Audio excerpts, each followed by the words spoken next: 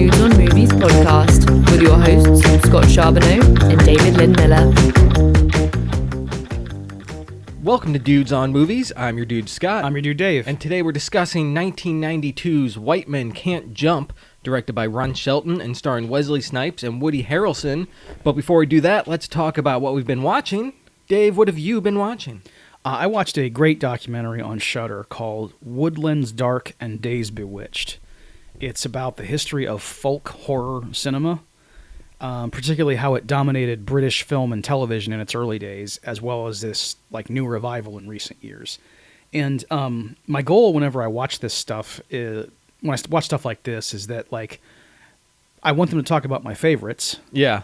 And then I also want to come away with some new stuff to watch that I wasn't familiar with.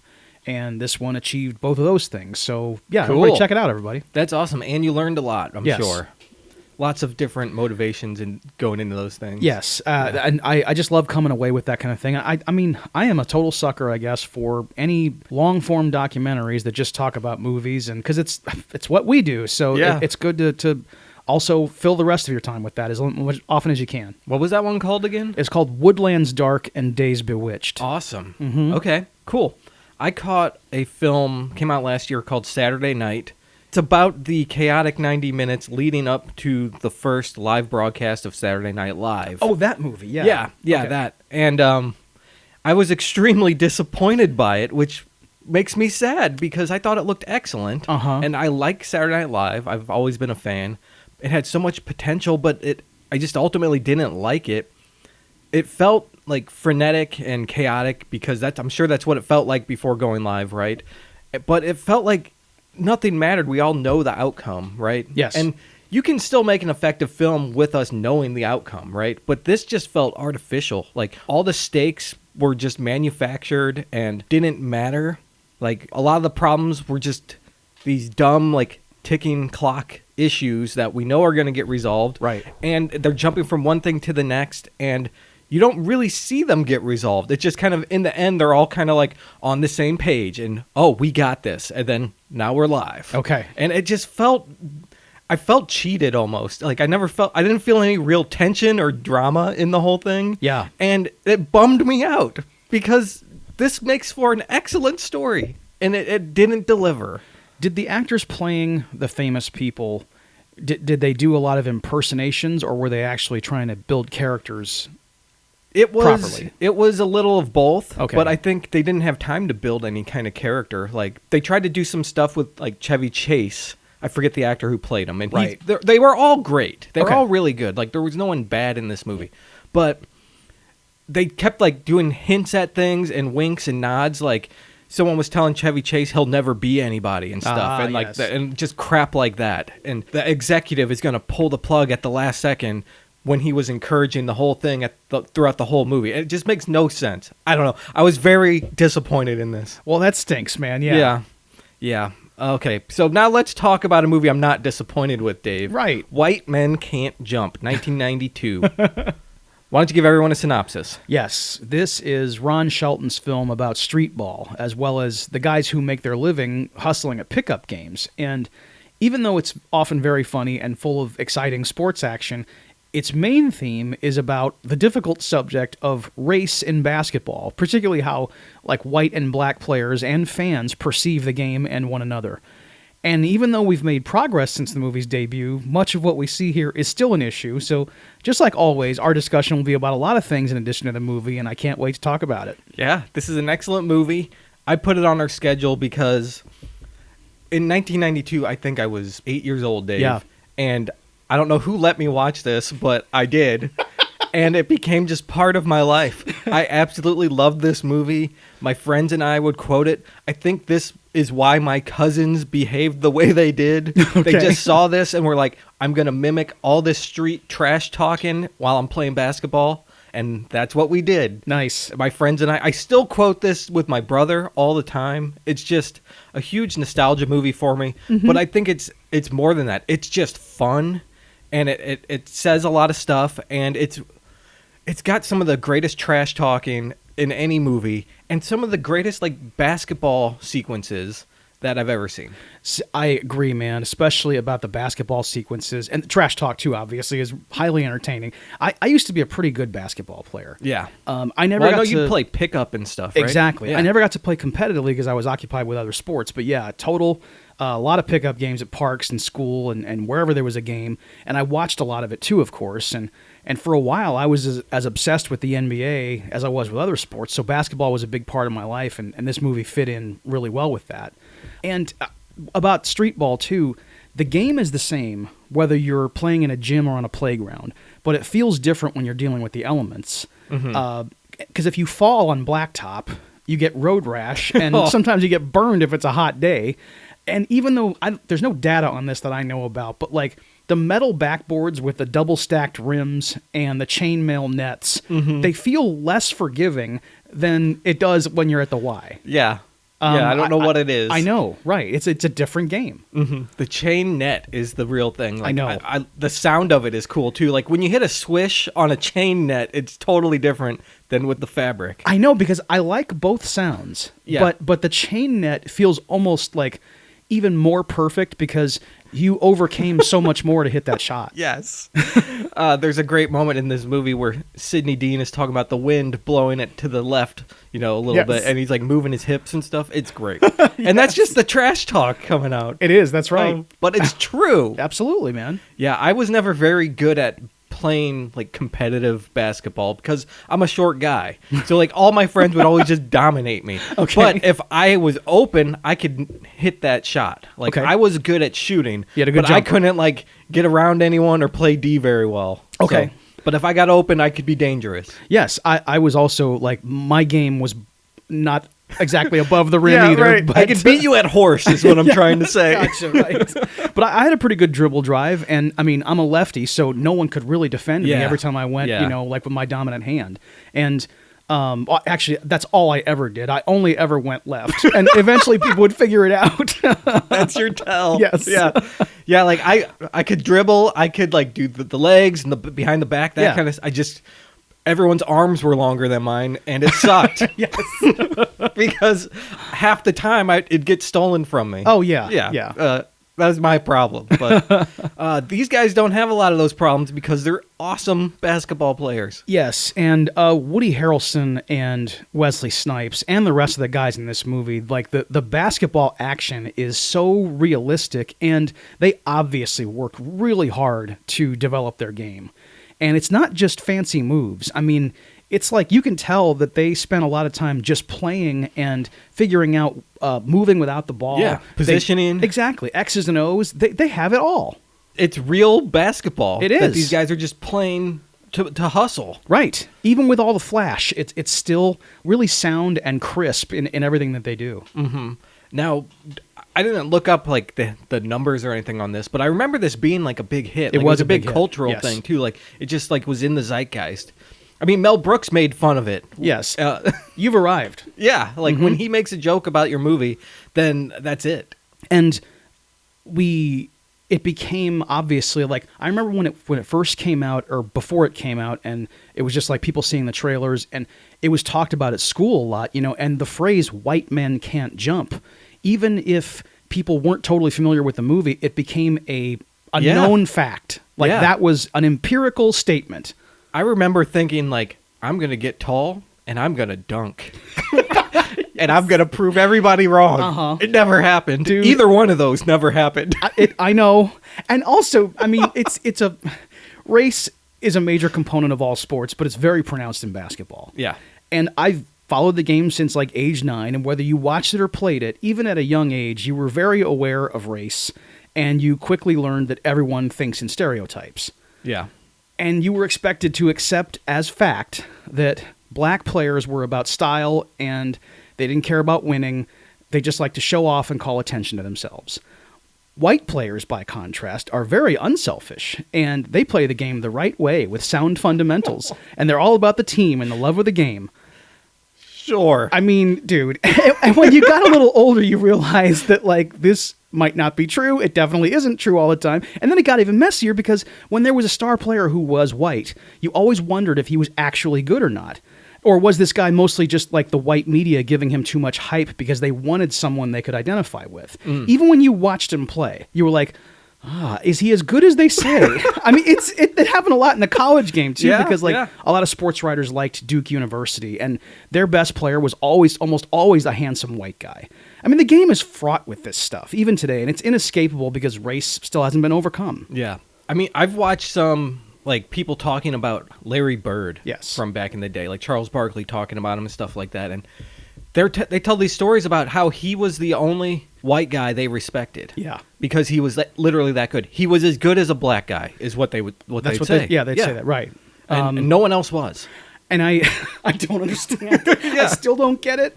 I mean, I shouldn't say I don't get it. I do get it. You know, I understand where it's coming from, but it's like, for whatever reason, this particular sport, this game, all that stuff comes out. It's just, it's something you have to deal with every time you watch it.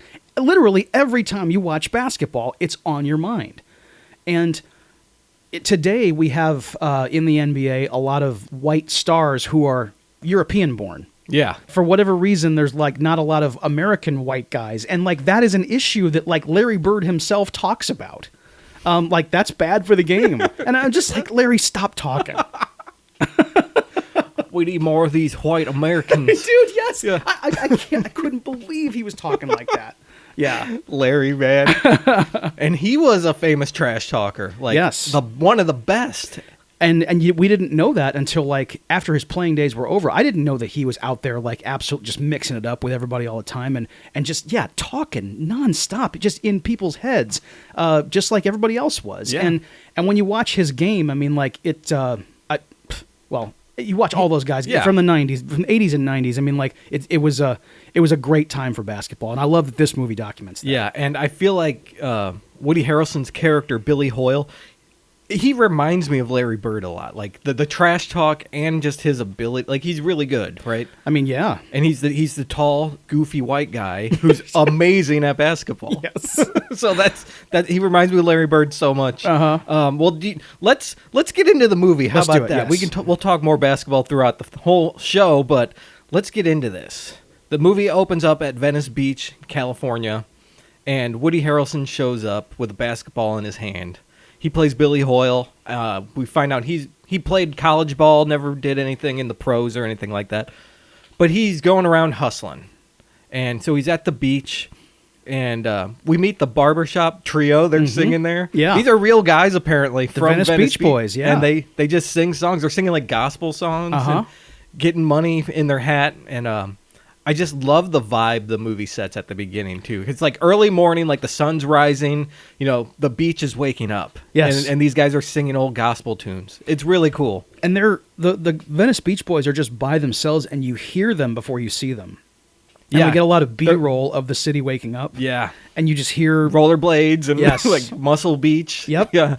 And when Billy walks up and decides to listen to them sing, he has a funny moment where he says he puts some money in the hat. Yeah. And he goes, "Oh man, this gospel. My daddy was a preacher. I love this shit." Yeah, I love that too. And then he leaves. Yes. And they're like, "He only gave us $1." Like, what are we gonna do for $1? Let's give him $1. Give him $1 worth. Yep. So they just start doing, because like they also while they sing, they mimic instruments. Like the one guy stands there and kind of goes boom, doom, doom, doom, doom, and he pretends he's playing an upright bass. Yeah, then he does like a trumpet at one point, which is great. Yep. Yeah, it's awesome. So yeah, the city is coming alive, but it's not alive yet. So Billy lays on the basketball court with the basketball as his pillow, and I love this. He like closes his eyes, and then it fades from the close up on his face to like the bottom of the rim and a ball coming down into it. And then it's on. And the sun is out now. Now it's midday and the game is happening. Yes. And we're introduced to the game, obviously, a lot of, fast-paced action and stuff, but then there's tons of people just sitting there watching in the bleachers. Yeah. And there's a lot of money changing hands, too. Yes. This is high-stakes basketball at the beach. And that's cool. It is. That's it's great. Really cool. I mean, yeah.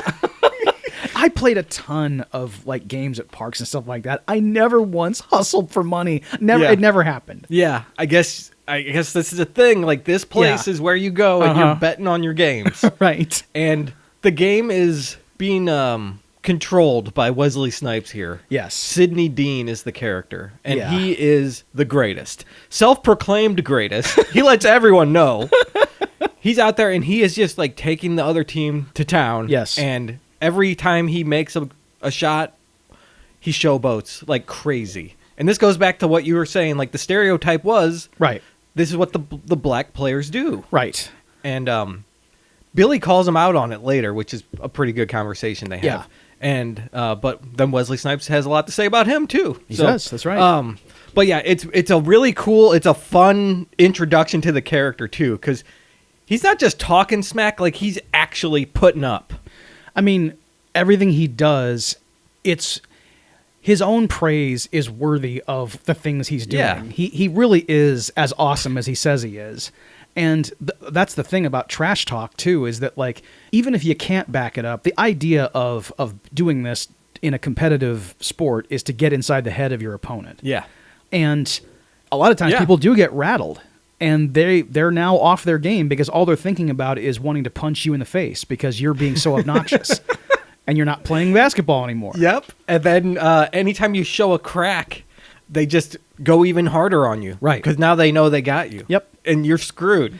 And I can't engage in that kind of psychological warfare. It's just what I tried to do, I remember when someone did that to me, is be unflappable. Yeah. And it worked a lot. It when they knew that they couldn't get to you, it was, you were successful. But then there'd be the guys who were like even stronger, and they'd go, I'm gonna get to you. I'm gonna get you. Think you're just above this? No. I'm gonna get inside your head. Yep. And they actually were getting inside my head, but it was I just pretended that they weren't. Yeah, because there's that's a whole nother level too, because now they're not just talking smack. Now they're getting like psychological on you. Like, okay, I know you're blocking me out, but I'm going to get around your defense. They're talking about your strategic mental games and how they're going to play even more mental games. And why are you doing this to me? For 2 points. I mean, yes. And they want to take away my 2 points. Yeah. It's, man. But it's great to see on the camera. It's fun to watch. Right. And like, dude, this whole first game, half the dialogue is trash talk. Yeah. Probably more so. Trash talk and yo mama jokes. Well, actually, yeah, so half the dialogue, I'd add maybe 80% of it is just them, these guys, just like, nonstop barbs at one another. And what I like about it, too, is that it's friendly in some ways. Yeah. Because even though they're saying horrible things about the other person's mother or about the other person, everybody's kind of laughing a little bit. Yeah. And they know it's just part of it's part of the game. Yes. It's all in good fun. Yeah. But there's moments where it can get very heated. Yes, because if a guy isn't playing very well, like the one dude with the mustache who is he like pulled his hamstring. Yes, March right. of Dimes, motherfucker. March they of call Dimes, Mr. Handicap, Mr. March of Dimes. This is what they call him to his face. I love it. March of Dimes. I completely forgot that was one of the insults when I watched this movie for the show. Right. And man, it just had me rolling. I probably hadn't heard the phrase March of Dimes since 1992. Yes. So anyway, they're playing this game, and the guy gets injured, right, on one of the teams. So they need someone to replace him, and Woody Harrelson is sitting there, and they come up to Billy Hoyle and ask him what the score is, and he doesn't know what it is. They call him a chump, and he's like not fazed by their insults or anything. Like, he's just playing it cool, right? Kind of like your strategy, Dave. Right. And so the guy's injured, and they need another player, and they put him in, and everyone doesn't want him in because he's the geeky white chump guy. Mm-hmm. But they bring him in, and they play. And I love the back and forth when he's still sitting in the bleachers before he joins the game. And like Sydney is, well, Billy, can you count to 10? And what's the score, Billy? Yep. And when the other team, when the offer is made for Billy to come into the game, they're like, we don't want this guy. No. And Sidney's like, well, why don't you want him? And Billy goes, because I'm white. And the guy goes, because he's white. And like it's right there. We're not gonna. It's spelled out. Yes. They all know it. No one's hiding. Right. Yeah. And no one audience seems knows it. upset about it either. No, no one gets offended or feels one way or the other. But it's just a known thing. Well, here's the reason we don't want this guy in the game. And eventually, everybody is okay with it. And Billy starts doing these stretches, which everybody finds hilarious. Yeah. Woody Harrelson is famously a yoga enthusiast, and he doesn't do like yoga moves or anything, but he's doing all this like I think Sidney calls it Jane Fonda bullshit. Because he's like doing like arches, like side bends and stuff. Right. Sidney even like mimics him to mock him. Like, maybe I should loosen up, Like, here we go. Yeah, there you go. Yeah. And he comes into the game and he is he's one of these guys who he comes into the game and he doesn't score, but he gives a couple of really good passes. And he enables the big man to score, the one who's on his team, the guy in the blue tank top. Yeah. And like Billy is just he's great with or without the ball. He plays good defense, and his ball handling is as good as it gets. And he there's one pass where it's a behind the back pass that goes through the lane. It's no look, and he knew that the guy was cutting to the rim. And it was just he had a simpatico with this other guy. Right, it's real basketball sense. Yes. Like we said, you can tell these guys know how to play. Right. And the chump is now performing. Right. And Sidney and the other guys all of a sudden realize that Billy is a hustler. And he's not he's wearing these clothes that are he's got a parental advisory shirt on, explicit lyrics, and he's wearing rainbow colored shorts, and he's got this weird hat. Yeah. And he looks like a guy who isn't one of them. And after the game is done and Billy's team has prevailed, Sidney wants a challenge with Billy. Yeah. And now there's money on the line. And Billy gets out a wad of cash and says, "Okay, let's do this." $62. Yes, $62. We're going to stand at the top of the key. We each get 5 shots, and the first one to miss loses. I love when Sidney doesn't have the money and he has to hunt down Junior to get him to loan him money. Man, it's so funny. And Kadeem Hardison is also great at the trash talk, and he even when he gives him the money, he asks him, promise, listen, are we going to Sizzler afterwards? We go to Sizzler, yeah. And then later, while they're shooting, they're like, Junior's not getting out of the way for Billy, and he's going, "We're going Sizzler," he's taunting him. That Kadeem Hardison saying "We're going to Sizzler" and dancing, it was just that's something that stuck with me for a long time. My friends and I would do that. We'd do the little Cabbage Patch dance with it. Yeah. Yep. You had to Cabbage Patch when you said you were going to Sizzler. You know what? I don't think I've ever been to the Sizzler. You're fine. I know. But yeah, they start making shots and everyone's sinking them, and Billy is kind of putting himself down, I'll never make 2 in a row or never make 3 in a row. Wow, what an amazing day! This is great. This so never lucky. happens to me. Yeah, and then Sidney is sinking them like they're nothing, and then by the time they get to the last shot, Sidney's kind of upset because Billy's revealing to him he's hustled a lot better players than him. I've got you. So now he is in Sidney's head. He is just hissing in his ear, as he's preparing for his last shot. And he very coldly says, "Don't worry about it, Sidney. I've hustled people way better than you. Yeah. Don't mess up this shot." It's man. It is sinister. And then Wesley Snipes is just and then takes that shot and brick, man. Yeah. Misses it. The money is Billy's, and they get into an argument, and, that's that. Right. But as Billy walks away with an extra James $62, Brown kicks in. Yes. Yeah, I feel good. Sidney is got this smile on his face because he's like, "Oh, but this guy, I got an idea." Right. Yeah. By the way, you mentioned the blue tank top guy. Yeah. The fashion in this movie is my favorite thing ever. My God, let's talk about the clothes for just a moment, dude, please. The guy riding his bike near the beach in the opening scene has an awesome black Stussy shirt with an 8-ball on it. Yep. Woo! Damn, that it's rules. So good, man. Oh, man. And Woody Harrelson's Nike Air Force 180 pumps which were known as the David Robinson shoe. Reebok made the first pumps, and theirs were always the most famous because of the iconic basketball pump button on the tongue, but these were good too. And I used to go to Herman's Sporting Goods when I was a kid, and I would model these shoes in the full-length mirror, dreaming of one day owning a pair. And it never happened, of course, but here I was. And then Wesley Snipes' billowy sweatsuits. Those are great. The loose tank tops. Oh, my gosh. And, like, sometimes there's a tank top underneath the loose one. Yeah. There's one with a spaghetti strap. He's got 2 tank tops on. I've never worn double tank tops before. I've never layered tank tops. Man, and this movie is the early 90s. I know. It really is. It captured it perfectly. The colors, they're all vibrant. And I mean, it's Southern California, too. Oh, yeah. So, like, everyone's looking great. Everyone's sweating and, like, glistening. Dude, it's just a wonderful place to like, revisit. Like, wow, I remember that. That was life. I know, and the thing with Wesley Snipes is like tracksuit too. I mean, like I bet it was hot as hell walking around Los Angeles. Oh man, he looked great in it because it had the unzipped hood where the zipper was in the middle of the hood and it would kind of bisect it, and so you had these like almost wings. Yep. But man, it looks good, and he's got that great cycling hat too, that with the bill flipped up. Yep.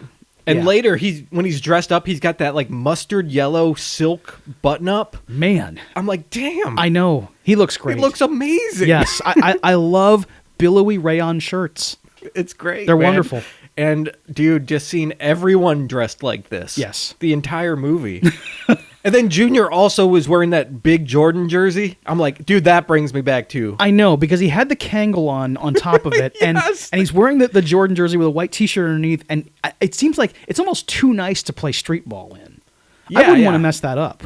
Yeah, is he even playing though, or is he just hanging out? He's playing. Okay. Yeah. Okay. Yeah. All right. Anyway, that's our fashion talk, everybody. Yeah, it was Fashion Minute. It is early 90s. Gotta love it, dude. So yeah, we cut to Billy going back to they have like a motel room, and we meet Gloria, played by Rosie Perez, Billy's girlfriend. Right. And she's there studying to be on Jeopardy. She's just got like Post-its all over the motel room. They're on the lampshade. They're on the mirror. It's just things she's read and has written down, and she's surrounded by almanacs and atlases and dictionaries and encyclopedias. Yeah. And she is just reading things to gain knowledge in the hopes that Jeopardy will call. And she can be on the show. I don't know. This is her job, apparently. What? Learning and waiting to be on Jeopardy. Is that how Jeopardy works? I don't know. Do people just call you? I had a lot of questions about Jeopardy in this movie, by the way. Like, yeah, so, I agree. Like, did she submit an application or something, and she's waiting for them to call her back? Or like, they never say it has to be what it is. When I was young and first saw this, I'm like, so do game shows just randomly call people's houses and say, you want to be on? It happened in Requiem for a Dream, so I guess maybe it does happen that way. Yeah, a lot of things happened in that movie, though. And I like later, spoiler, she gets on Jeopardy later, everybody. Right. But they call her like a former disco queen as her career, which is great. There's like a rocket scientist, like a college professor, and a former disco queen. I love that thing. It's so good. And I love how she goes second, because the rocket scientist comes first, and you're thinking, okay, the way you'd construct this joke is that she'd come in as the former disco queen. But no, she comes right between the English professor and the rocket scientist. It's great. And she looks great. She's got that black dress Billy bought her on. I mean, speaking of fashion, Rosie Perez in this movie, I mean, she looks great and everything. I like her blading outfit the best. I was going to say, that's my favorite one, dude. Yes. It's so good. With the jorts and the blue tank top and her orange socks that match the laces, it's a cool effect. It's great. And the big hoop earrings and everything. Yep. She's looking good. Yep. She looks great. She's looking fly, is what Sydney says. Yeah, that's right. Which I love that, because she was a fly girl on In Living Color. Absolutely. And even before she was a fly girl, she had that iconic dance sequence at the beginning of Do the Right Thing. Yeah. Where it's the full beginning of the movie. It's just her dancing. The whole thing. Yes. Yeah, wonderful. Yep. Anyway, let's get back to the plot, I guess. Right. So she's there learning. Billy shows up. He's like, I got money, because they're trying to save up a bunch of cash to pay off these like gangsters they owe money to. The Stookie Brothers. Yep, the Stookie Brothers. And they have like mason jars filled with cash Yes. at this motel room, and I guess that's what they do. They just collect money and put it in jars. And they get money from Billy hustling basketball games. And, you know, one thing we didn't touch on was in the first scene is that they're new to Los Angeles. Yes. They fleed New Orleans to come here because they think that the Stuckey brothers can't get them. Yeah. And they're going to get $8,000 to pay off the Stuckey brothers, and he just made 62 today. How is this going to happen? I mean, They already have a good amount, it looks like, but Right. I mean, she says how much they have, but it's I don't know. nowhere. It's not much. It's like nowhere near. $800. I know. It's less than don't know. $1,000. It's not much. Yeah, So because they still got to eat. yeah, and they're paying for this like dingy ass motel. I know. Which even if it was $6 a night, it's still money that they have to pay. They're there every night. Right. So they're there. We get to see them interact in the relationship. Like, they're really good together. I think Yes. they have really good chemistry in the movie also. Right. And there's a scene that was, you know, like obviously very, you know, prominent for my friends and I when we saw this movie. and I couldn't believe it when he spreads her legs apart. Yeah. And it's pretty explicit. You can like look and see, oh, this is really happening. And he puts the jar of money there and he makes some crack about how he's going to come back and Put his mouth where the money is. Yes. But he's first got to take a shower. And Yep. he goes in there and she goes to get some vodka because she's sneaking around behind his back drinking. He's apparently just like Woody Harrelson in real life. He detests alcohol. Yeah. And anything, you know, that isn't yoga and weed. And there's a knock on the door. And she thinks it's the Stuckey brothers because who else would be coming to their motel? Right. She gets Billy out of the shower and he goes over, answers the door. It's Sydney. And like Gloria is now in the back packing all their stuff. Getting ready to run. Yes. And he tells her, if I'm not back in 30 seconds, you go out the window. Yeah. And 30 seconds goes by and he doesn't give her the signal. She comes out of the bathroom all mad. Like, Yes. What the hell? I was about to leave. You're supposed to get me. I mean, yeah, because that was the deal. and she looks at Sydney and goes, "Who the fuck are you?" And she's got that feisty Puerto Rican in her, and it Sure. comes right out. It's great. It's great. Sydney goes to shake her hand, and she doesn't do anything. He's like, "All right, it's good." And so he's here to make a proposition, like, "Hey, you're pretty good. Let's start doing some big hustles together. Yes. You know, the way we both can play, we can make some serious money." Right, and some of his backstory comes out here too. He asks, you know, Sydney asks Billy, "So what's your deal?" And Billy says, "Yeah, I played college ball in Louisiana, and it didn't work out." Yeah. And you know, so we know that he's played. Obviously, both these guys had probably had a cup of coffee in semi-pro and stuff like that, and now they're, you know, just hustling. They're obviously good enough to have played competitively somewhere. Yeah. They've got real skill, and. We cut to them, in another neighborhood in Los Angeles, Yep. and Billy is spectating. That's the Yeah. whole hustle. He just shows up, and Sydney will stop the game and like talk shit to people and say, "You take anybody here. I'll take any of these people, and we'll go 2-on-2, and I will school your ass." Yep. And everybody's like, "Really? Okay." So and now there's like it's like $750. Yeah. And you know, they scan the crowd and they see Billy. Yep. It's this guy named Raymond that he's playing, this crazy guy. And they see Billy, they're like, "Give him the jump. Give him that guy." And they pick Billy. Give him the jump. And they pick Billy, and Sydney's like, "No, you can't pick him. You can't. No Yep. white guys. No white guys. No, pick a real player." They're like, "No, dude, you got that guy." Huh? What do they say to him? Like, "Hey, do you want to run?" And he goes, "You mean play basketball?" It's pretty good. They got a good front going here. Uh-huh. Yeah, they're really selling it. Yeah, Like and- this guy is not a basketball player. And my favorite thing is Raymond doesn't have enough money for the bet. So he says, "Hold on, let me go get more money for my car." And what he does, he walks to his car, gets his gun out, puts a ski mask on, and walks into the corner liquor store and tries to rob the place. And then the owner is like, "Raymond, is that you?" He calls him out right away. And the guy goes, "No, it's not Raymond. No, it's not me." It's really funny, dude. Yep, Marcus Johnson as Raymond. He was a former NBA player, and Okay. and he's now like an announcer. And he's super tall, and he walks into this liquor store in basketball gear. He's carrying a gun, but he's got a ski mask on. Yeah. So it's like, I mean, and he's sweaty because he's been playing ball all day. Right, I mean, and he probably hangs out in this place. Everybody would, the whole neighborhood would know, oh, well, that's Raymond. Yes. And immediately he tries to backpedal, like, no, it's not me. Right. And the owner's like not even scared, like take that shit off, Right. you know? Uh-huh. And so what he does, he tries to sell him the gun to get money. He's like, you need a good gun. You know, there's a lot of crazy motherfuckers in this neighborhood.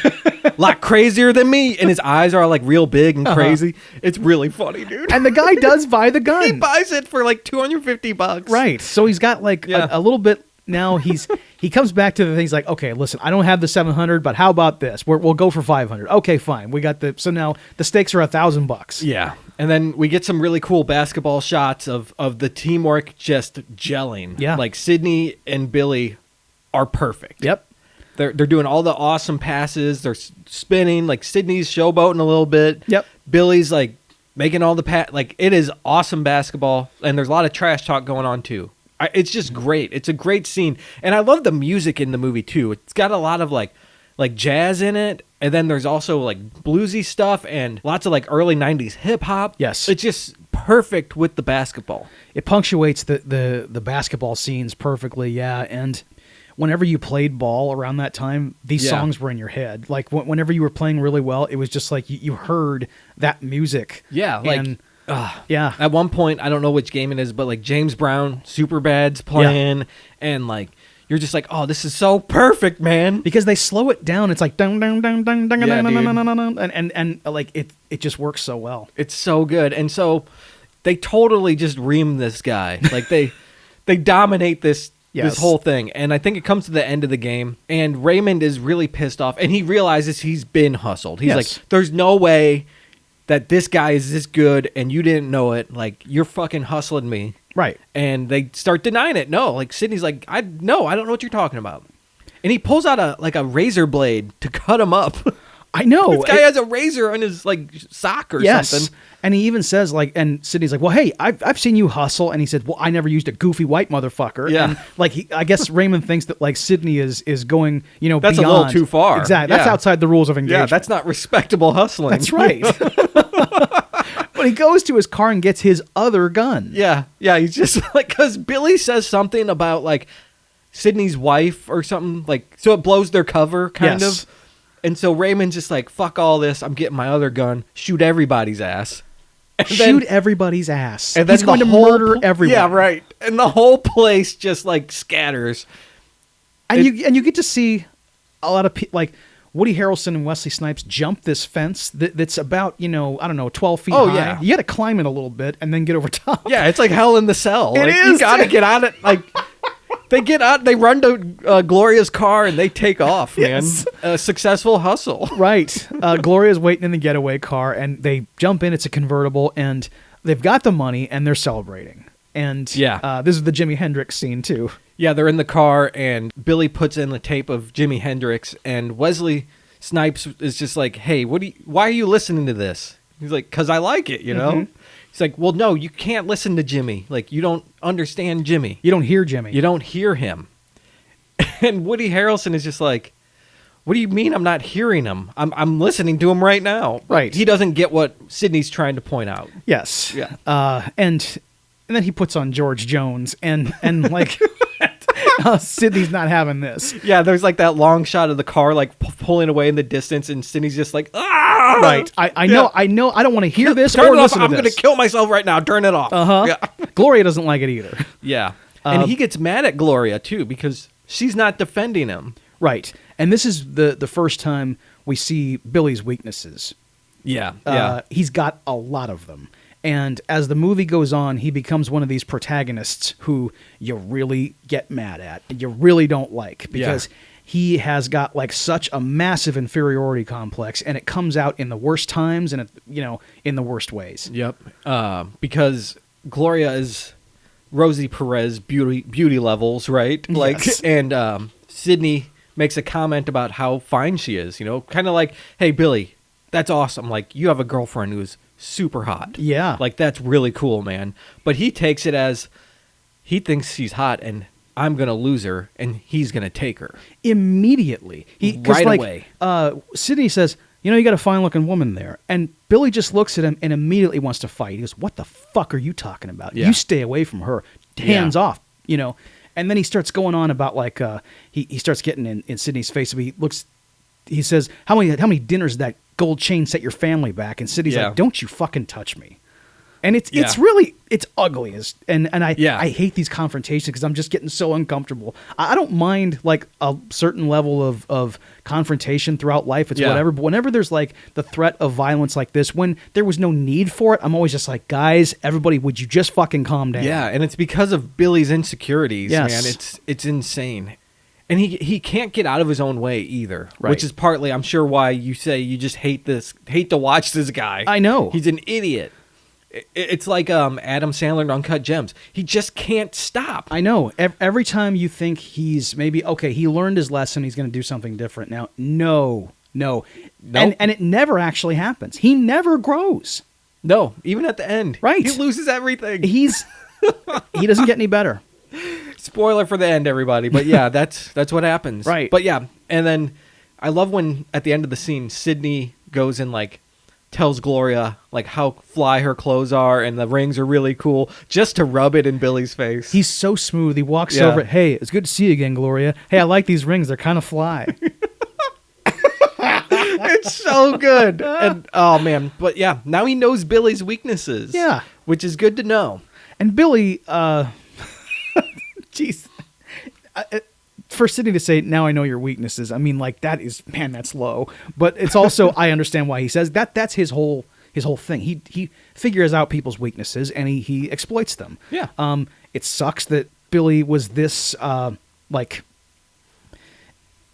that he was so easy to, like, mentally, you know, break. Because down. even comments on it, like Sydney says, you know, on the court, you're like cool and unbreakable, but Right. like mention your girl and that's it. Yep. Like you're done. Which is, Yeah. man, that is some real bullshit macho, you know, It like is. head games. And I not on Sydney's part really, but I mean, it is on his part obviously, but like that Billy falls for it this easy. It's just so frustrating. Yep.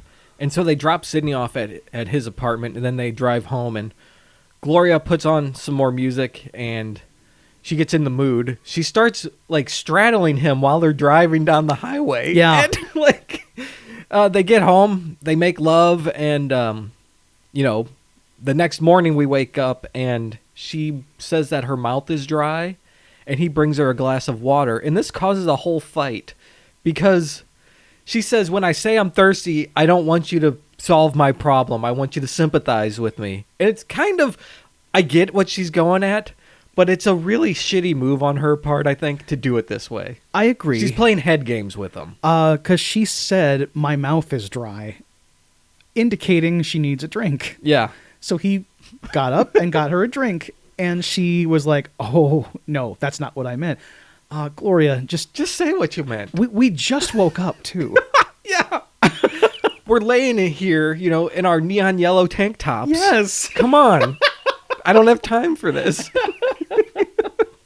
Now, it's a very funny scene because, like, Rosie Perez just, like, goes on this. It's the one of two times in the movie where she goes on these extended diatribes about, you know, what she really meant by something. Yeah. And the whole thing of dry-mouthedness. Yeah, right. I love that theme because it's... Dry-mouthedness. Yes. I, too, understand what it's like to be thirsty. Like, who would... No, like... I get what the point she's trying to make, but it's like the dumbest situation too. I know. Right?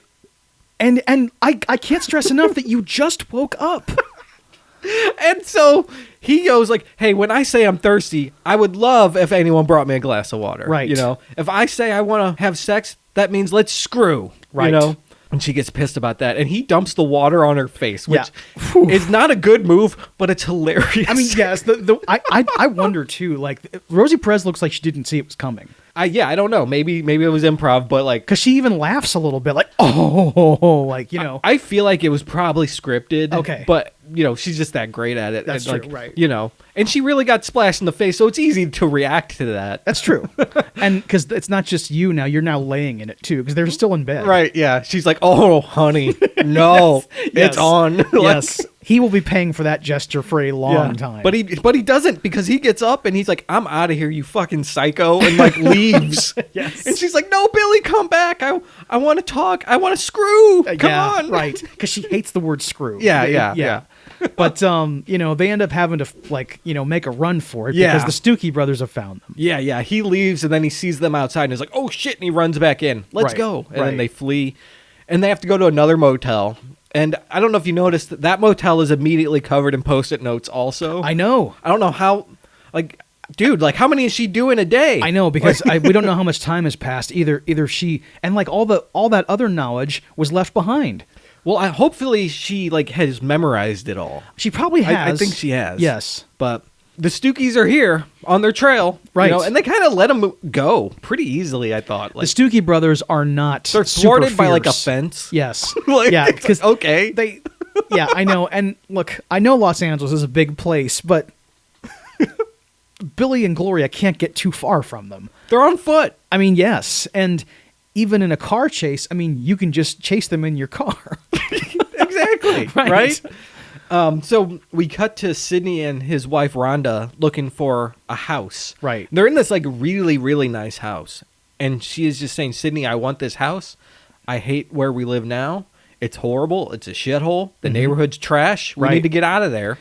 Why don't you let me get a job and we can afford this? And he's like, no, you can't get a job. I've got plenty of work lined up. I got all this, all that. The guy's got 10 jobs. Yes, he's a contractor where he does tile work, and he says he's a painter, and he also mentions basketball still puts food on the table. Yeah. I guess that's their number one job. It seems that basketball way. hustling? Yeah, he's somehow making enough of a living to keep them in an apartment, but they have a kid together, and she doesn't like the Vista View apartment building that they live in. Yeah, and she wants a quiet life in the suburbs. And man, watching Rhonda try to reason with Sidney. Yeah. It's Sidney's just not hearing it. And he wants to keep playing basketball in order to make a living. That cannot last forever. No, it can't. And I don't know why he won't just let her get a job too. It's weird. It's an old school dynamic. Very macho pride still stuff. There. Yeah. So we know kind of this is our real first glimpse into his life and what it's actually like for him. We've seen a lot of Billy, right? But now we see Sidney. He's got a wife, kid. He's actually this upstanding guy. He's not just this trash talking baller, right? Yeah, he's got an other side to him where he's walking around in nicer clothes. Yeah, he's dignified. Yes, right. He looks like a regular dude. And also Tyra Farrell was for me, she was a big movie star because I had just seen Boys in the Hood, and then I see this, and I was like, oh, wow, it's her again. Just for a brief period there, she was a real famous actor. Yep, in the early 90s, yes. She was huge. Yes. Yeah, but she's great in this, too. Right. I mean, she really wants out of this place, and you can tell. There ain't no vista, and there ain't no views, and there sure as hell ain't no vista of no views. Yeah, no way. So now we go to the next hustle. It's at this... I think he says it's at 103rd Street or something. Right. It's a different place, different people. So it's the same scam they're running. Sidney's running his mouth. They let him choose whoever they want. And they see Billy getting off the train, and they're like, you're getting that guy, the chump, you're getting him. And it's the same thing. Sidney ends up pulling $1,700 out of his pockets, out of his socks, under his hat, out of his underwear. He has it scattered everywhere. Which I think, that's a smart move. If you're at a risk of being robbed, you got to diversify. Yeah, that's true. They might not get it all. Yeah, so it's another game. Right. It's awesome basketball, except this time, Sidney's not playing very well. Right. And the main guy that they're playing is this guy, Robert, played by Silk Cozart. And, yeah, Sidney is off his game. He's not hitting his shot. This other guy, Robert, is really, getting around him a lot. And Billy is getting pissed at Sidney. Yeah. And he's telling him, hey, he at one point he goes, come on, man, D up. And Sidney's like, oh, okay, no problem. And then again, Robert gets around him. And Sidney just doesn't look like he normally looks. Yeah. He's blowing it. Right. We don't know why. maybe he's thinking about his wife and the house and the situation and stuff, but he's not on his game. Right. He's not trash talking like he was before. I mean, I guess because he's losing, you don't trash talk as much when you're down, right? Right. You still can. It's more like a defensive trash talk. I've seen it done. Yeah. And it's really pathetic when someone is playing like shit, but they still keep talking smack. I mean, you're just like, oh man, dude, shut up. Yeah, but they're both. Everyone knows it. Everyone here on both teams is like, man, Sydney's off. Yes. And they end up losing the game, and it's because of Sydney. And they're all upset, right? They lost all of Billy's money, but he's not blaming Sydney. He kind of was, but he tells Sydney, like, all right, don't worry about it. Sometimes you're just off. Yeah. And, this is only their second hustle, right? Right. Like, it's not like they know each other very well. Yeah, and I remember, too, when I first saw the movie, this was a shocking moment when it's game point, and Robert is at the top of the key, and him and Sydney are talking shit to each other, and Robert is dribbling, and he says something like, I'm going to do this, and I'm going to do that, and I'm going to get around you on this play. Mm-hmm. And Sydney's like, okay, well, bring it then. And then Robert does, and his shot goes down, and you're like, oh my God, Billy and Sydney lost. Yeah. Oh, I didn't see that coming. Me neither. And, Sydney's like, God damn it. And yeah, Billy says, I got to figure out where I'm going to sleep tonight, because he just, like, I guess all those jars of money, it's gone now. Yeah, he funded this. Yes. Like, all the money Sydney had on him was Billy's money. Right. And, they've lost everything now. Sydney probably funded a little bit, but I mean, yeah, if you want to win big, you got to put up big. I mean, yes, and this was and Sydney even mentioned it when they dropped him off at his house when they had that back and forth about Gloria. He said, "Look, we're going to Watts next to tomorrow, and there's tough games there. So I guess not only is it tough players, but it's bigger money." Yeah, it definitely is. And so Billy goes home and tells Gloria that they lost. He lost the money, right? And she's kind of mad, but she's asking him questions about it. Like, well, what? Were the other team that good? Like, what happened? And Billy's just like, no, we could have beat him. Like, Sydney was just off his game and all this. And Gloria knows exactly what happened. She says, Sydney hustled you. You got hustled. Yeah, dude. You got hustled. And Billy is in pretty deep denial about it, because he's like, oh, no, I don't believe that. He's a good guy. And she's like, oh, I thought you said he was full of shit. Well, he's full of shit and he's a good guy. Yeah. I guess you could be both. Yes, but, and I think that's a pretty good description of Sydney. And Gloria is like, she starts getting dressed like, we're getting my motherfucking money back. And Billy is like, no, honey, no, right. We can't go over there. When a guy loses, we don't cry about it. Right. It just happens. When you lose, you lose. It's the rules. And I wish so much I remembered her exact words, but it's the second of Gloria's life speeches. Man. About, because when they get on the bus, he keeps explaining, like how under no circumstances do you ask for the money back. Sometimes you win, sometimes you lose. And she goes, well, why not? He goes, well, because it's not part of the rules. And she goes, well, let me tell you about my rules, Billy.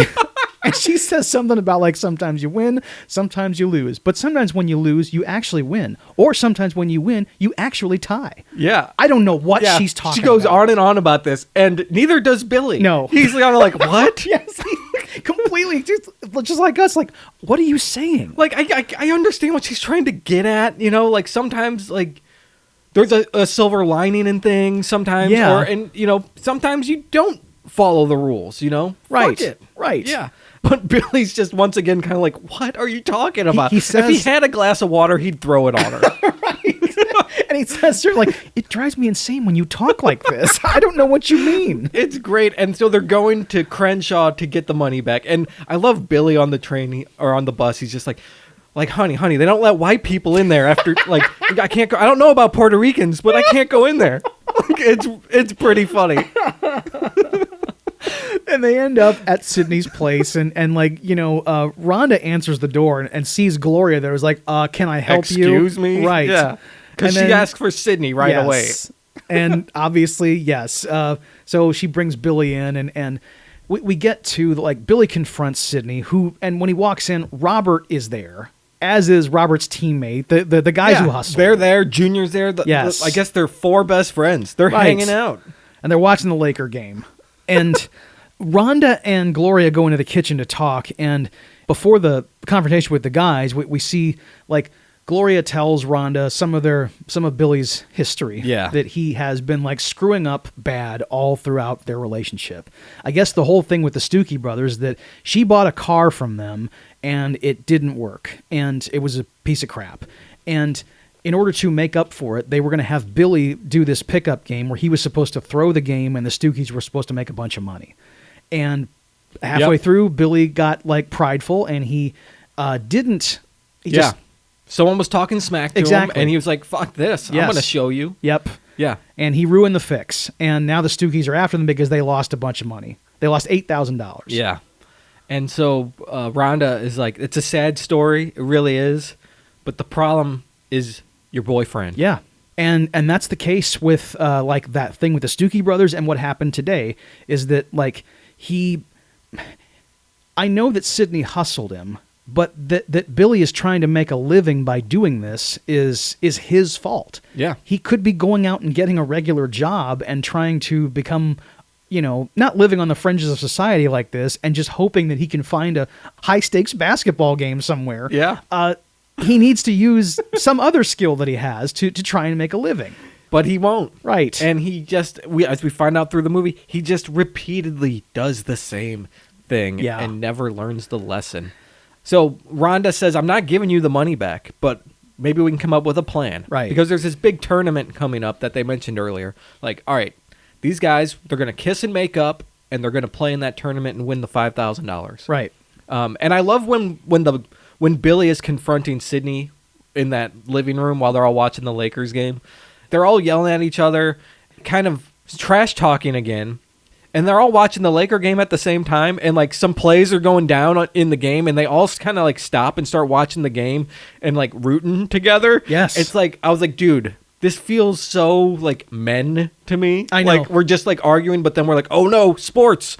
And just like all our issues are gone. We're just watching the game now. Yes. Momentarily, we just forget our confrontation and we're just enjoying watching James Worthy. Because when the women come back out in the living room, Billy's like sitting down, like eating the popcorn, like watching the game. It's so funny. There's also an infinite regression that happens in this scene because when they're spotting the celebrities of the Laker games, Kadeem Hardison yells, "Hey, there's Kadeem!" I didn't notice that. Yeah. Holy crap. So Kadeem Hardison exists in this universe, but Kadeem Hardison, the actor, is playing a character in the movie. That's amazing. Pretty cool. That's cool. So yeah, they tell them they got to make up and play the game. They argue about it, and the camera is like pushing into Sydney and Billy's faces as they both say why they're not going to play with each other. And then it smash cuts to the next game. Yes. Yeah. So before we get into that game, though, Dave, why don't we take a break? You got it. Hey dudes, we know you like the show, so if you want more of what you like, please head over to our Instagram and Facebook accounts where we post additional stuff about the movies we cover. That's right, everybody. And even though we've been the most active on Instagram and Facebook, we've also recently started doing a lot more with TikTok and Blue Sky.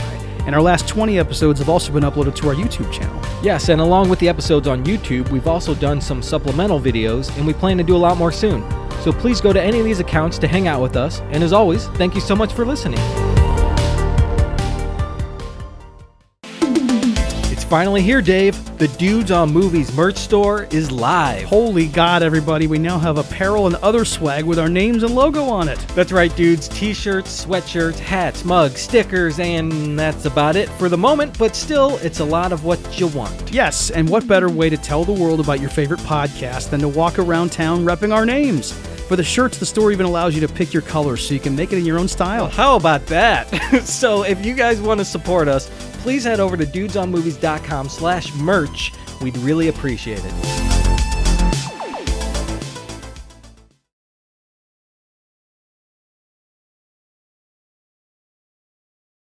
All right, Dave, we're back from the break, and now it's time for the big tournament. Yep.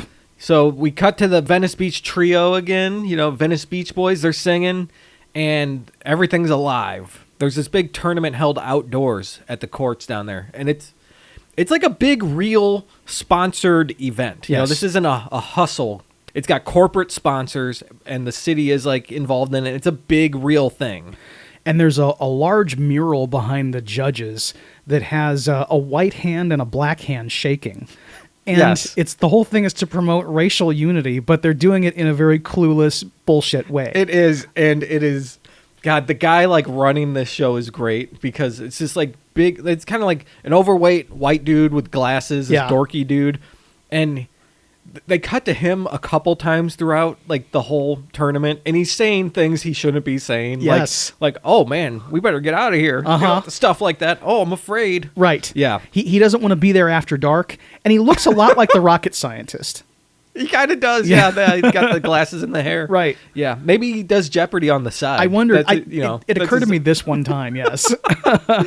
But no, we get here and we see everyone playing on the courts, and Sydney and Billy are walking around, and Sydney's filling Billy in on like who all these players are. So we're getting the lay of the land. Basically, everyone's kind of easy for him to get through, but there's these two guys named Dwight and Willie who are excellent. Flight and Willie. Oh, Flight. I thought it was right. Okay, Flight and Willie. Yeah. But they're the guys they're going to play in the finals, guaranteed. Yep. Sydney realizes right in the moment that, me and Billy are good enough to get to the finals, and, they're definitely going to face Flight and Willie there. And Willie is played by Dwayne Martin, who was in Above the Rim, and he was the star there. And he's also, I think a lot of people in this movie played basketball, in some way. Yeah. And you can tell that, like, Dwayne Martin and Nigel Miguel, who plays Flight, these guys are really talented. And when they're playing in the finals, like, it shows. Like, yes. Like we mentioned it before, like, the basketball is really good in this movie. It's just fantastic. And before they get to the finals, they have to, get through all these other teams. And, like, Billy decides he's going to take a different tactic in this tournament, which is he's going to talk trash. Like, nonstop. He runs his mouth without quitting. I think for about 5 minutes of movie time, we don't hear anything except, like, the sound of shoes squeaking on the court and Woody Harrelson running his mouth. It's awesome. It's a big montage of the tournament, all the games they're playing, and it's constant trash talk from Woody Harrelson throughout the whole thing. At one point, Flight and Willie are playing, and he really starts digging into them, and he says something about like how like they have so many bricks they need to gather them to build his mom a homeless shelter or something like that. I totally like ruined it, but like the delivery is amazing. That was the gist of it. It's so funny, but like they're like doing all kinds of great basketball plays throughout the montage, and it's like a lot of it's kind of slow-mo, and then some of it's not. But like there's one moment where Billy says, "Don't let him do the move," because Wesley Snipes is going to like come and score or something. It's just more trash talk, right? But it's like, "Don't let him do the move." Oh, he's going to do the move. That's the move. Like, I don't know where that came from, but that line though has become like ingrained in my soul.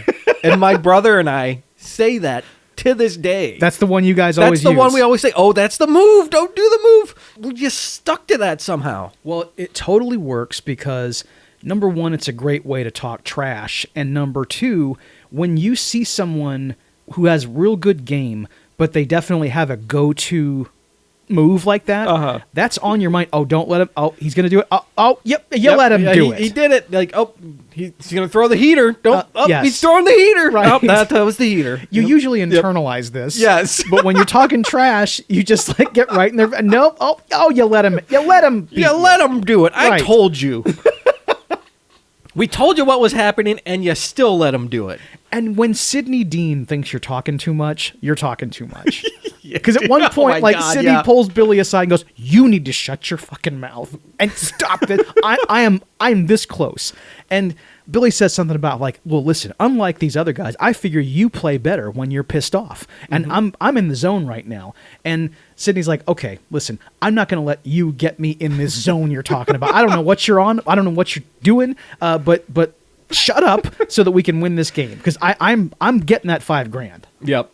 And at one point he says like, what are you doing? What are you doing? And he's like, "I'm doing two things." He's like, "You're embarrassing me. That's what you're doing." He's like, "Well, that's one of them." It's great, dude. And then throughout the tournament, I mean, through the whole montage, like Billy and Sidney, their basketball, their on-court play never wavers. I mean, they are as good as they've always been. Yep. Even though they're really pissed at each other. And they're even like, just throughout, when they win the game, when they beat Flight and Willie, they hug for just a moment, and then they fight some more.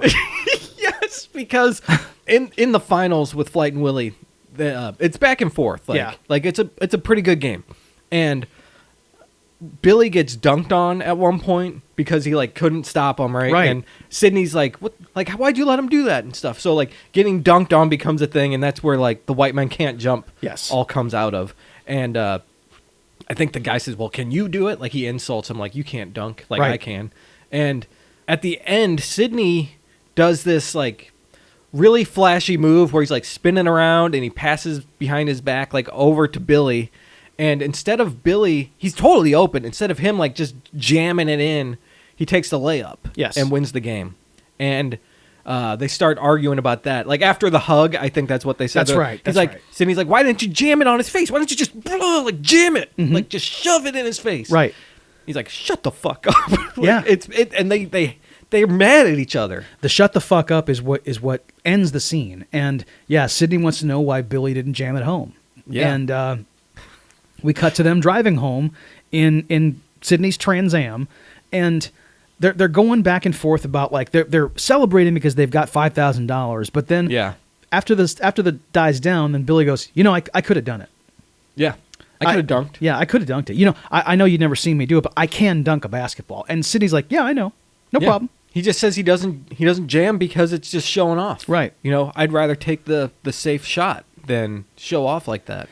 And Sydney eventually pulls over because he sees Billy's getting agitated. And Billy wants to challenge him in that moment. And Sydney like tries to calm him. "Okay, listen, we're going to keep going. And we're just going to go home now." And Billy won't let it go. And he goes on this pretty much racist rant about like what we talked about earlier, though those issues that we were fed about how black players are all about style and flash, and he says that like a black player would rather look good first and win second, while a white player, they just want to win and look good second. And Sydney takes issue with this, as anyone would. As you should. Yes. He's insulting your character, and he's like impugning an entire race of people. Yeah. So if Sydney couldn't perform and show off at the same time, then that's a separate thing. Yes. But he can do all this flashy stuff and win. Right. So there's no problem with it. So it doesn't matter if his game includes like style. I would think that if he could no longer do these spins and stuff, he would just take the points. I think he would. I agree, because he wants to win. Yeah. And I mean that's obvious. There's money on the line, but also even if it was just for pride, he would never want to lose. So he would do whatever it takes to win. If that means I don't get to do my moves, then that's fine. Right. So like the stereotype is bullshit, right? It is. Like it's stupid.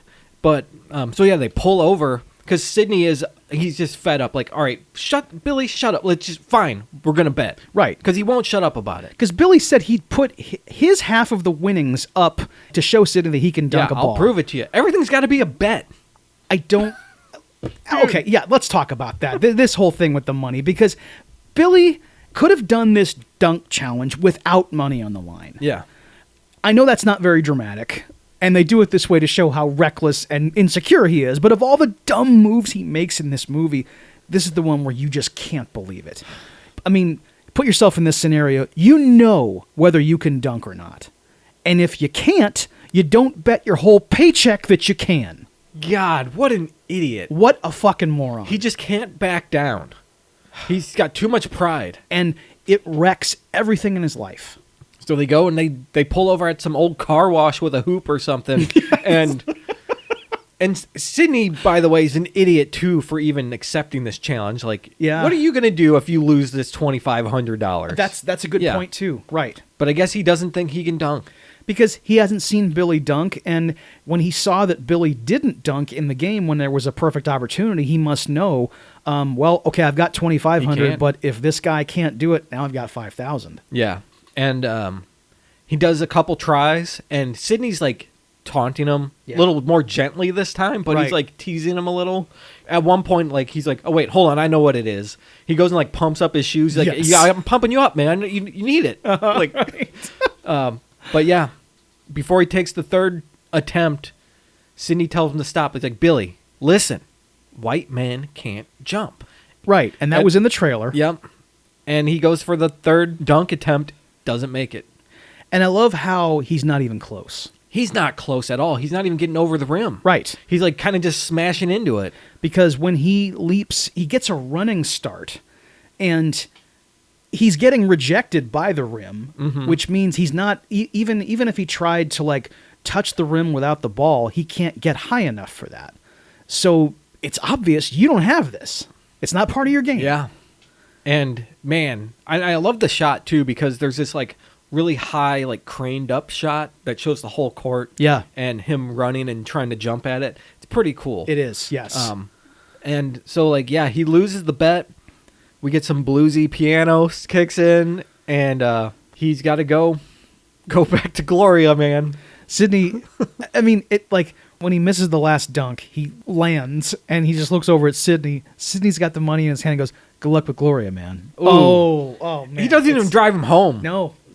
He leaves him there. He takes his money and leaves him at this car wash. Dude. Like, sorry, man. You fucked yourself. Exactly.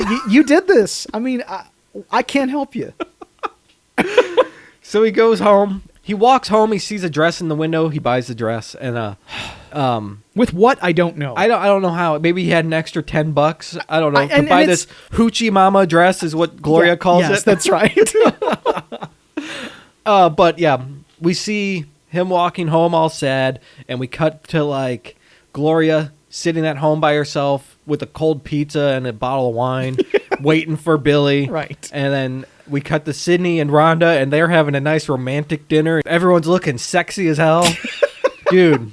Because they finished their romantic dinner, and then we cut to a sex scene with Rhonda and Sydney. Dude. And there's like, clutching of his back and stuff. And you juxtapose that with like Gloria sitting by herself in this, like janky hotel room waiting for Billy to walk in. And when he does, she's pissed off. "Hey, where you been?" And then he gives her the present. She's like, "Oh, I'm so sorry, honey. Yeah. Well, tell me about the tournament." And he is just like, he's not getting, "Oh, there were some good players, and yeah, we won. It was good. It was okay. It was fine. Yeah. And then there's she gets up. Gloria walks over to the light switch to like turn things down and get romantic. And there's a moment where like they messed up. Like she goes over to the light switch. It's already off, and then she just touches the switch, Really? and the lights go down. I didn't notice that at Yeah. all. That's cool. She like takes off her little sweater, you Yeah. know. She's looking fly, Uh-huh. looking good. She comes and straddles Billy, and he's in the chair. He's not making eye contact or like really saying much this whole time. Right. He's kind of mumbling, and as she's like trying to make something happen, he's kind of mumbling like, "I lost the money," like that kind of stuff. And he says it a little louder at one point, and she goes, "You want to run that by me one more time, Billy?" As if she can't believe what she heard. Because she can't believe what she heard. Yeah.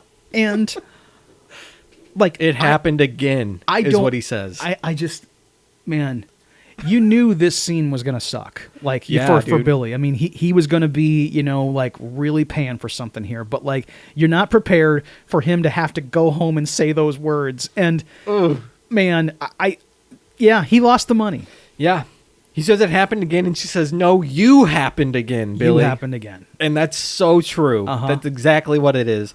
So yeah, she yells at him, packs a bag, and storms out. Like the candles fall on the floor and light the place on fire. And like, so he can't chase her. She's trying to hitchhike. Yeah. And she gets picked up by Ted Bundy or someone. Oh my Like, God. This dude in this pickup truck's like, "Where you going, honey?" Right. Like, yeah. Right. Oh, This man. total sex offender who's like just out looking for, people who are hitchhikers at this hour. Yep. And so she leaves him, and he like is kind of screaming in the doorway to stop, and then he gets punched in the face because the Stookie brothers are there. And we cut to him like being like, he's like tied up near this canal, like in his underwear with a gun in his face. And, Yeah. like you're like, oh man, this is it. But they end up giving him like 1 week to get the money. Like they give him a chance. Yes. And his plan then is to go find Sydney. He finds Sydney like doing like general contract office work at a fucking hot dog stand. I don't know Or something. It's like a it's somewhere in like in East LA where he apparently like knows the girl who runs the at the counter there. She's like happy to see him, and this guy is like talking about tiles. And Yeah.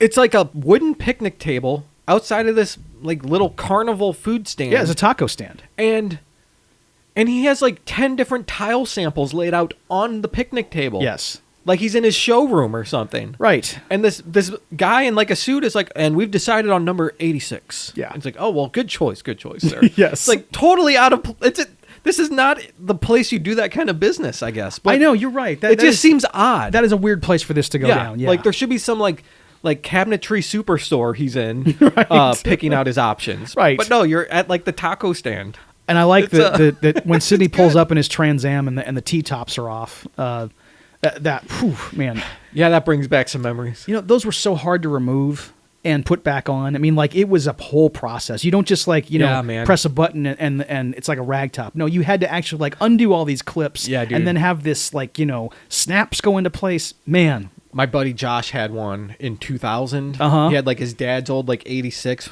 and it had a blue fender on it. The rest was black. There was always a blue fender. There was always Bondo on one We called segment it of the car. We called it the blue fendered babe magnet. Yes. It really wasn't, but that's what we called it. It was. It But should have been. Those T-tops were impossible to I deal know, with. Right. But yeah, Billy shows up and is like, hey, Sydney, I need help. Gloria left me. I need some help.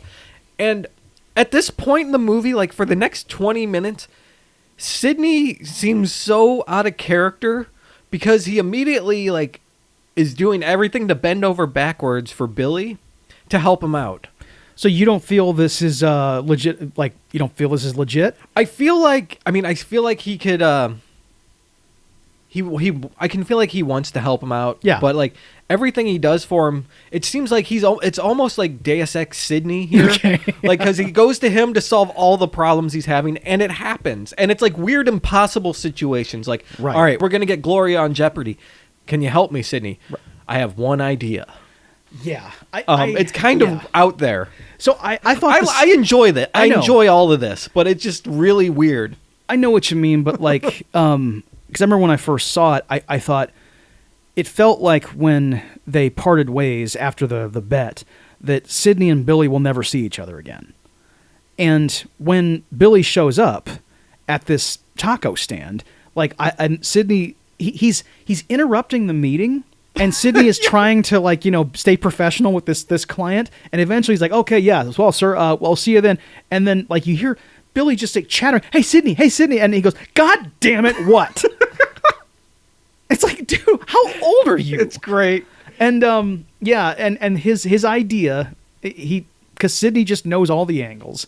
He goes and he goes to Robert's place. Yeah. It's this like, behind a couple of buildings, and they got their own court. It's a full court, and the backboards are painted in African flags. One is Ghana, the other is Sudan.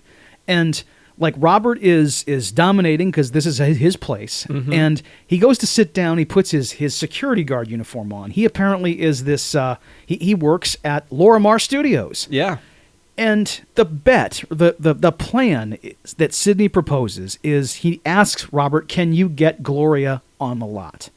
And Robert takes his job seriously and says, well, listen, she's not getting on there. And then Sydney's like, well, what if I owed you? What if I did a favor for you? It's like, okay, fine. Billy has one shot. He says, you have to make one shot. And Billy's like, okay, no problem. And he says you're going to be at the top of the key, but you're shooting at the other goal. Yeah. And it has to be a hook shot. So he has to complete a 75-foot hook shot. He's got one chance. And he makes it. He makes it. Yeah. However, I still don't know, even to this day, how Gloria being allowed on the studio lot gets her a spot on the show. Exactly, right? I think that's one of my concerns with all this. Because the second part of this plan has to be Billy and Sydney jumping some guy, then they lock him in a closet and steal his credentials. Right. And how'd they get in the studio audience? I don't know. The time passes as if this was all one single day. Yes, because when Billy sinks that hook shot, like everybody's like, whoa! And then you hear Jeopardy's music then come it cuts in. to Yeah. Yeah. Yeah. He got her on Jeopardy. She doesn't know that, though. Right. I guess they called her. And how do they know what number to call I now, know. anyway, now that we're thinking about Right. this? She's not even at the crappy hotel. She was in Ted Bundy's truck. And I'm sure she was trying to get on Jeopardy before this. Yeah. I'm sure she applied in Louisiana, Maybe she set up a answering service or something. I don't know. Well, she is very desperate to be on this show, so That's maybe true. she has a lot of contacts. Could be. she can use. Yeah. I don't know. But yeah, the bet was I get her on the lot. Well, how does that? So what's Right, yeah. next? I don't know. Yeah. We didn't see it. Right. But yeah, it's all made out of like paper mache. This whole plan, it's barely holding together, but it worked, I guess. And so she's on Jeopardy, and she's between a rocket scientist and a college professor, and she just starts smoking these guys after getting a Babe Ruth question wrong. She says that the question was, the career leader in rebounds, and she says Babe Ruth. She completely blows it. But the rest of the categories, she starts cleaning up. Yeah, right. And foods that start with the letter Q. Yeah, The a good quince, because Yeah. the answer was, this is according to legend, this was the fruit that was the forbidden fruit in Genesis, and she says, what is a quince? Yes, you're right. And that stuck with me forever because Yeah. I'd been told the Garden of Eden story a million times. Now I know that Eve pulled a quince off the tree of knowledge. there you go. Yes. And so we get a montage of her just destroying these guys. And Sydney and Billy are in the crowd just cheering and stuff, Yeah. which, cool. I guess Sydney got invited to the show, too. That's what I can't. I mean, even the other stuff, she's a contestant and they're in the audience. And then after the show, they're backstage to see her. Both of them. They got backstage. How the fuck? Robert hooked them up, I guess. How does he get them on to Jeopardy? Okay. Robert We're beating must a have dead a lot horse. of pull, but yeah. Yeah, maybe he plays ball with a lot of the guys there. Like Alex Trebek, he plays with them on the weekend. I don't know. That's the only way this happens. He Gotta be must it. know Alex Trebek. So they go backstage, and Gloria doesn't want to see Billy. And this is what really gets me about Sydney in this scene. He's like, "All right, Billy, she doesn't want to see you, but there's another door. Go in the other door." How the fuck does he know the layout Yes. of this studio? That's what I mean. It's Deus Ex Sydney Dean. He's solving every problem. You're right. So he goes in and he sees her, and I guess he wrote her a song on his guitar about dry mouthedness and how he'll never bring her water and stuff like this. It's a really cute song. And when he said, when one of the lyrics is, "I understand dry mouthedness," I laughed very hard because it's also funny because after he's strumming this guitar, singing this song, and then she stops him because she's really moved by it. And she goes, "Let's screw." Yeah. And then the music comes in, and it's professional singers singing Billy's song. Yep. My Gloria, I know screwing is for carpenters, so let's make love instead. Yep. It's so good. Yeah. I'll never bring your water when you're thirsty in our bed. It's great stuff. And of course, it's a sex scene. Yeah. While this is happening, they're at this nice hotel where I guess Jeopardy put Gloria up in. Probably, yeah. Yeah. It's nothing like their old one. This place is clean. Right. Yes. The next morning, they're lying in bed talking again, and she has her winnings from the show once again in a mason jar. She's got actual cash in her hand.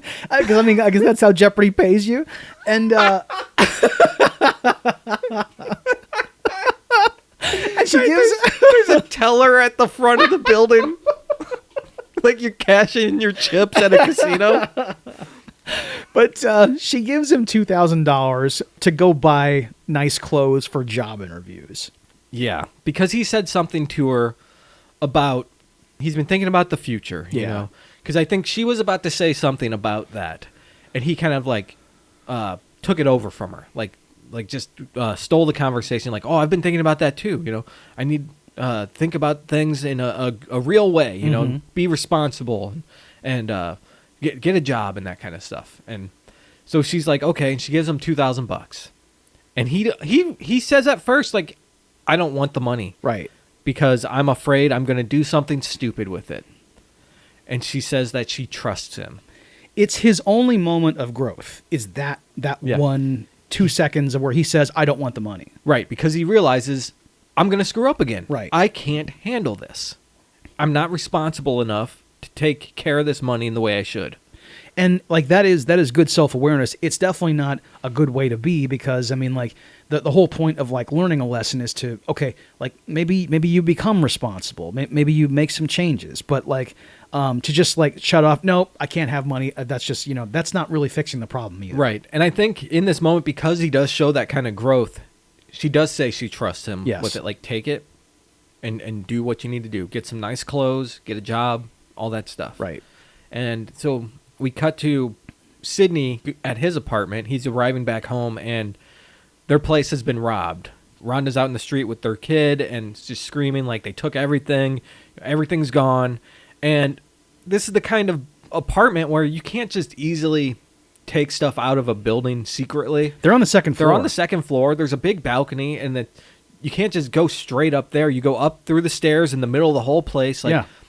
someone saw something, and Yes. Rhonda's screaming about that, and just like, this place, she hates this place. Because all the neighbors are out because she's yelling and there's a cop there and people want to see what's going on. So yeah, she's looking at the neighbors like, did anybody see anything? Somebody must have saw something. Yep, and she's calling people out. There's no way that you can do this without Right. you guys seeing shit. Like, Right. you guys are involved. Some of you people know what's going on. Yes. And And the cop's being a real asshole, of course. Yes. Because it's just a white guy LAPD. Yep. But Sydney needs to do something, so he's got to get Rhonda out of this place. And the kid is super cute. He's like sitting there Yeah. on the couch, and he's like looking at Sydney, and Sydney just looks at him, and he's like, I got to get Yep. a plan going. I think he also says, like, you can get a job now or Yes. something too. I will allow the woman to work. Jesus Christ, Sydney. But anyway, yeah, he's got to do something now. Right. He's like, I'm going to get us out of this apartment right now. So he goes over and he finds Billy, and throughout the movie they've been referring to these like famous hustlers, Eddie the King Faroux and Duck Johnson. Yeah. And apparently these guys are back in town and they're doing games. And it's a known thing among street ball hustlers that the King and Duck are at this one place, and there's an entry fee, like a rodeo. If you got $2,000, you're in. Yeah. Like a rodeo. Yes. Right. It Yeah. is. Like, yeah, it's a very high stakes. Right. And yeah, so he found them. This is where they're rollerblading, I think. Yep. And so he gets Billy alone. It's great too, because Gloria's like, "Hey, Sydney, like, what are you guys talking about? Macho stuff? Like, can I Yes. watch?" It's pretty good. It's pretty funny. But yeah, Billy is excited. He's like, "I just got $2,000, man. Let's do it," And then he realizes, oh shit, but Gloria's not going to be happy. Because he looks over and he sees her. She's letting them talk, but she's skating in a circle, like, 20 feet away. And she looks at him and she waves in a real sexy way. And she's like, kind of twirling around. And I'm just like, he's looking at her. And I mean, I don't know what the answer is. Obviously, you want to play the King and Duck, but she gave you $2,000 and she said it was earmarked for this one purpose. And she's happy with you in the moment. You got to tell Sydney, okay, let's come up with something else. Maybe we talk to Gloria and we ask her and we tell her the situation. You tell her, okay, your place was just robbed. And, they don't do any of that. Right. No. It's just Sydney says, you owe me. Yep. I got her on Jeopardy, and you have to do this for me now. Like, Yes. I desperately need this. This is my favor now. Right. Like, you owed me. And in that way, he's correct, because he said throughout the whole thing during Deus Ex Sydney is that, like, you're going to owe me big time. Yes, exactly. And so Gloria comes over and is like, all right, guys, what are you fucking talking about? Yep. Like, what's going on? Because she knows that these guys together, it's not good. Right. And then Billy starts to yammer about crap. Like, oh, hey, yeah, Sydney came over and, there's this game, and we're going to go over. And she's like, Billy, you're not going to use my money for this game. And he's like, well, no, I'm not going to, but yeah, we're going to, I'll guarantee victory. Guarantee victory. Dude. A Billy Hoyle guarantee is not a guarantee. That doesn't sound like anything I want. No. Dude. And she knows immediately, like, this guy's going to take the money. Whether he wins or not, he's breaking my trust. Yep. For the last time. I'm done with this. And she tells him, like, she gives an ultimatum, like, you gamble with my money and we're done. And she means it. Yep. And he's like, he's not picking up the signal, right? Like, he's just, like, thinking it's going to be okay. Because it always has been. Right. He always is able to make it up to her. But she kisses him and says, I love you, Billy. And then she skates away. Yeah. And he's like calling after, okay, well, I guess I'll see you at home, honey. I'll be back in a couple hours and we'll celebrate. Yeah.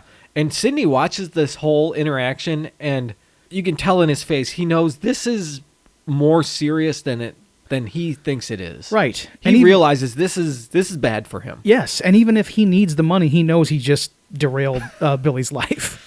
Yeah, that kind of sucks, man. Kind of sucks. But he doesn't seem too upset about it. Right, because he's got his own problems. Yeah.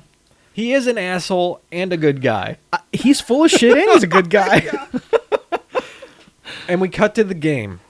And we get a lot of good moves. Yeah. It's not like... This basketball sequence isn't as, like, long or as elaborate as some of the other ones. Right. Like, it's not a whole game.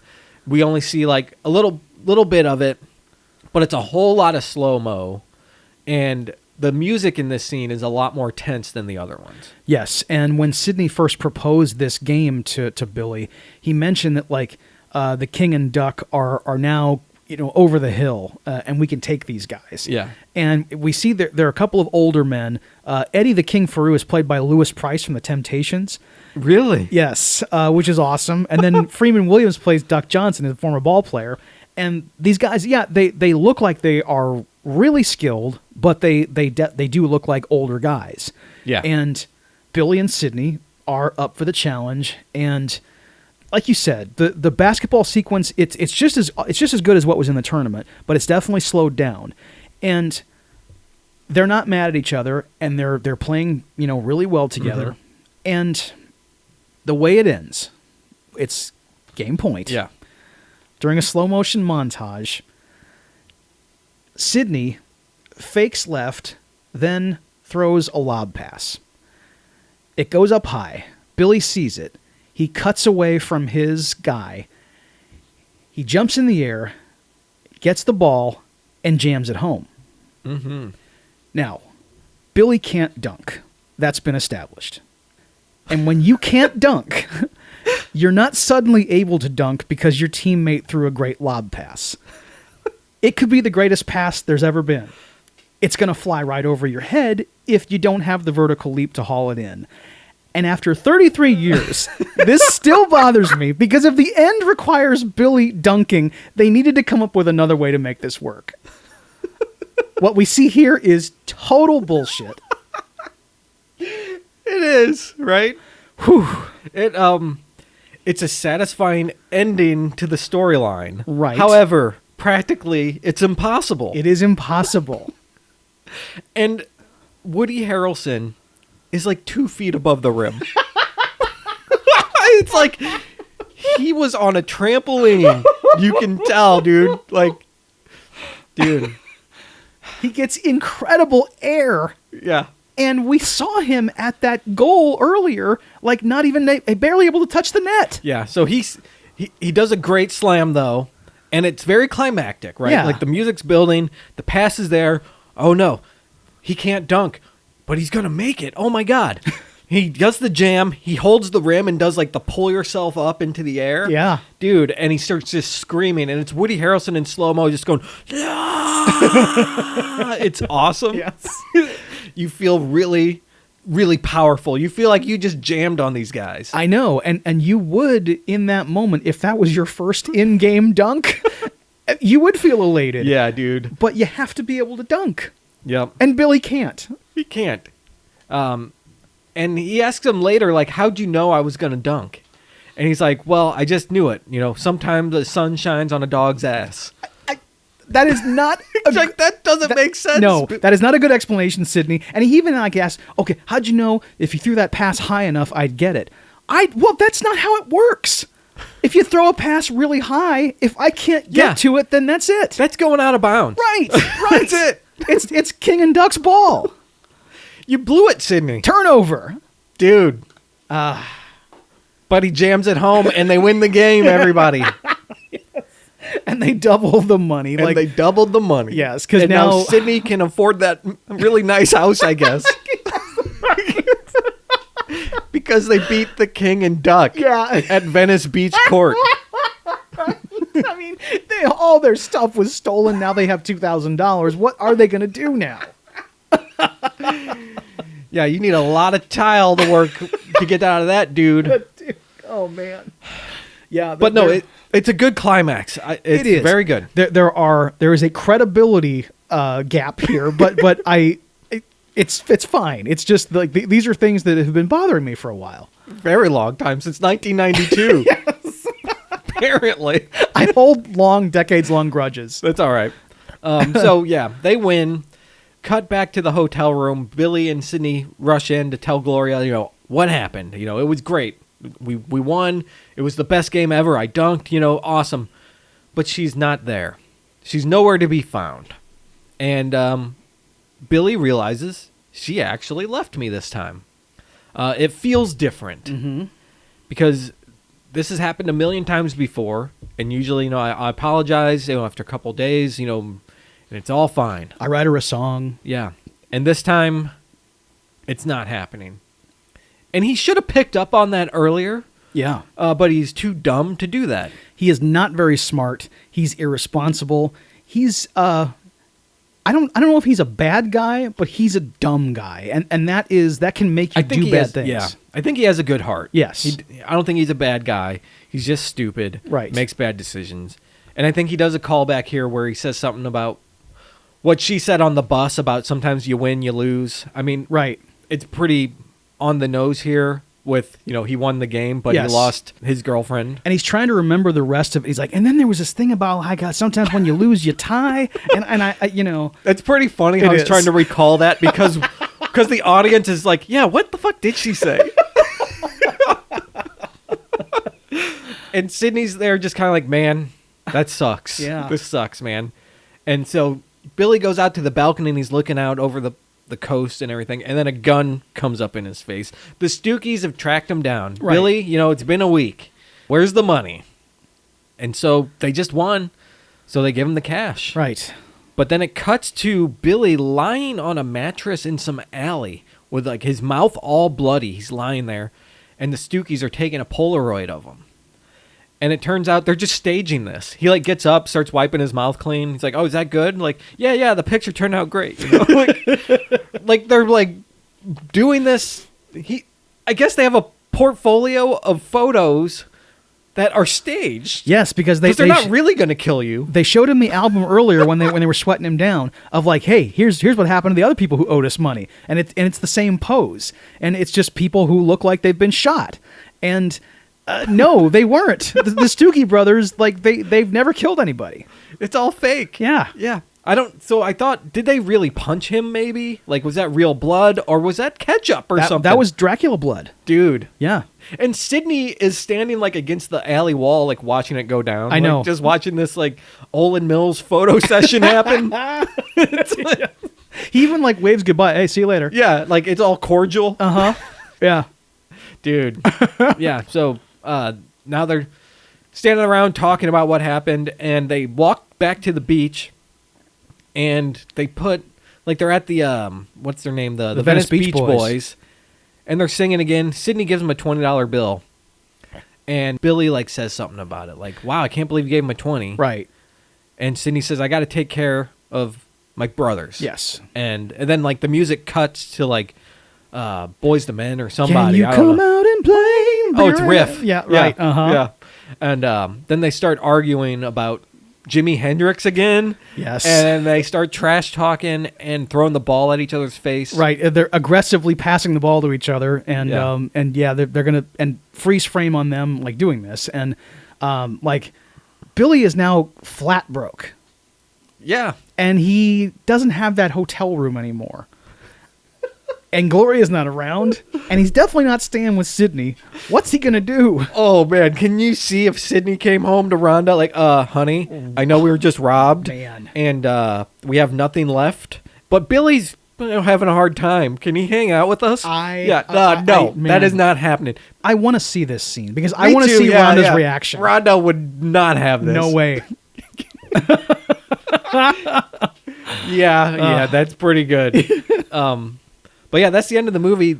It ends on like that kind of fun, lighthearted note. You know, they're trash talking again. Right. And that's what we love. Yes, of course.